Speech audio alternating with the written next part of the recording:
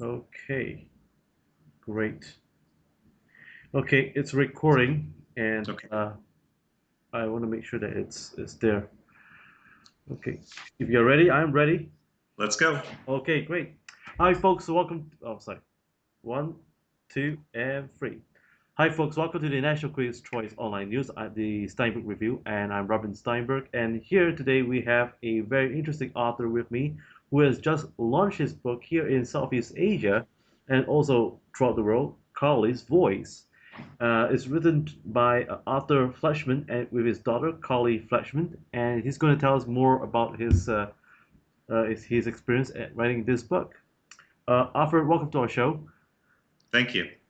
Well, Arthur, tell us, about your experience writing this book, and and how long it has taken you, and also the trials in writing this book. What does it mean for you?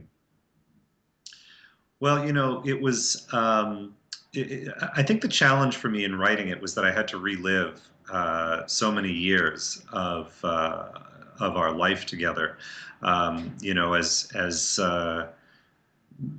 As I dug through piles of notes and conversations I had had with Carly, I had to, go back over doctor's diagnoses and relive a number of the more traumatic moments we spent in Carly's childhood. But I also think what I got from it is probably a better appreciation of what it's like to raise a child with autism. Because as you're living through it in the moment, you're just so busy trying to survive. You're just so busy getting through the next day and the next day that you really don't reflect on what it means. But in writing the book, it gave me the opportunity to really reflect on what an incredible person Carly is, but what an incredible struggle it is for those of us raising kids with autism. Now, what actually inspired you to start writing this book? After 18 years, having to raise your daughter, and how does your daughter feel about it? Well, we wrote the book when Carly was about 14 or so. There had been a segment recorded by ABC News and aired on 2020, one of their weekly programs. And it was about Carly and her breakthrough with autism and her breakthrough in her writing. And there was such an incredible reaction from around the world. They got so many hits from on the website from people in India and the UK and South America and all over the US. I think it took everyone by surprise. And a publisher called me and said, I hear the story has really taken off, and then it went onto YouTube and it got, thousands and thousands. I think it had over 2 million hits on YouTube. He said, had you ever considered putting the story down in words in a book? And I said that I hadn't, but that it was something interesting, and I would talk to Carly about it. And I asked her because I told her I couldn't do it on my own. I would need her help in writing it, and she was keen to try because so often her story is told in very short segments, either a little newspaper article or a blog, or even this TV piece, which was about 8 minutes long. And the two of us thought we could maybe tell her story better if we had a full book to explore it and really explore the early days and the days around her breakthrough, and then the days that followed and the years that followed. So, that's really what inspired us. It was the opportunity to tell Carly's story and hopefully share that story with thousands of other people and help them and inspire them too. Now, could you help our viewers to understand how did you manage to overcome fear, as a father, fear for your daughter's future even? How did you manage to do so for you and your wife? Well, I don't think any parent ever overcomes fear. When you have a child, it doesn't matter if they're an adult child or a small child. You're always worried about your child and what the world holds for them and how they'll be treated and how they'll excel and thrive. It is certainly worse for a parent who has a child who is struggling with autism or another disability. Um, I guess in the early days, we tried not to think too much about too far down the line because that was so overwhelming. We just dealt with what was in front of us every day. And every day we just tried to make more effort to get Carly the the support and the resources that she needed to thrive. So we took a fairly short-term view of things, just I think to survive. And then as she gained a stronger voice and started to input into her future and input into her treatment and education, I think that also gave us more confidence that she wouldn't always be a victim, or wouldn't always require us to have to lead. That in fact she could probably take on some of that role herself. But the fear is never gone. I mean, now she's developed. She still struggles with so many challenges, and I worry about how we're going to deal with those challenges. But every year that goes by, I get a little bit more hope that Carly will have the life that she wants, one that's more independent and more fulfilling. Now, how did you, as a good father, manage to educate your daughter, and how did your daughter found her way gaining independence for herself? So Carly, when she was very little, was mostly home educated. We, taught her, and she went to, part-time kindergartens and that sort of thing. Then she went to a special needs school for a few years when she was maybe 2 till about 4 or 5 years old. She began to outgrow the resources at that school, and we sent her to a public school with a one-on-one assistant. But by the time she reached sort of grades 1, 2, 3, and 4, it was pretty clear that she couldn't sit in the classroom without distracting the other kids. And we really struggled for a number of years there. We bounced around. She went into a developmentally handicapped classroom at a public school. She went to a Montessori school for a year or so. She was home educated for a couple of years. And eventually we sent her to a special school, especially for kids with autism, that uses ABA, or applied behavior analysis, treatment, and she went there for a couple of years.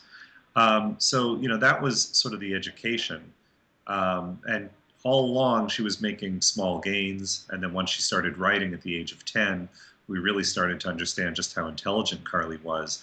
A few years after that, she started to advocate for herself and tell us what she wanted from her education. So by the time she was about 15, 14 or 15, we were able to move her back into the public school system.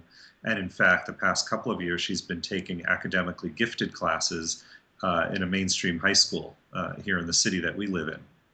We wish to send Mazel Tov to your daughter on her 18th birthday, and most importantly, when this book was published and now available, uh, are you are you dedicating this book along with your daughter for a good cause? Is this going to be used for charity as well? So the way we tackle both personal need and charity is all the proceeds from the sale of the book, which are, to be honest, not that tremendous, go into a trust fund for Carly.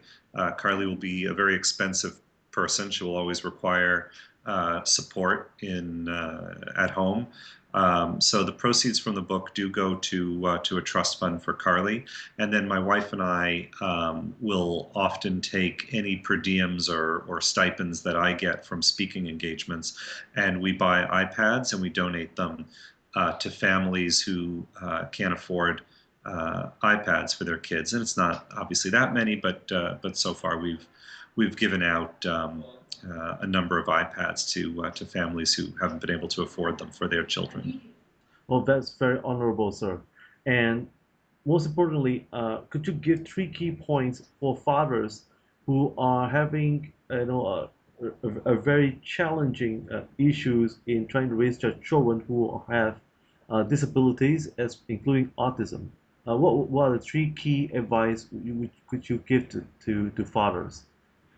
Well, I think that the way I tackled it almost seems like opposing advice. On the one side, um, I think the more you do for your kid, the more resources you're able to find, the more research you can do, the better you feel, because you start to feel empowered and you start to regain control over this condition. So the more you understand it, and the more you're able to advocate for your kid to get the right resources in school, the better you feel because you don't feel like a victim as well.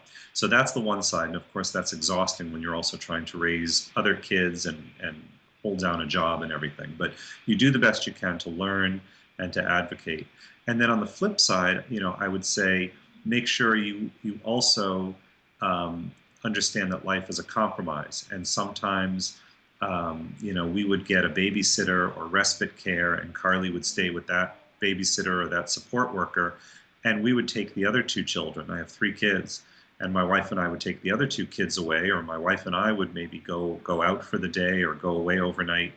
And we knew that it wasn't perfect for Carly. I mean, she would have liked to have gone away as well, but we couldn't handle the challenge of that. So we cut ourselves some slack, and we allowed ourselves to have a bit of time to spend with our other kids or with by ourselves and recharge our batteries a bit.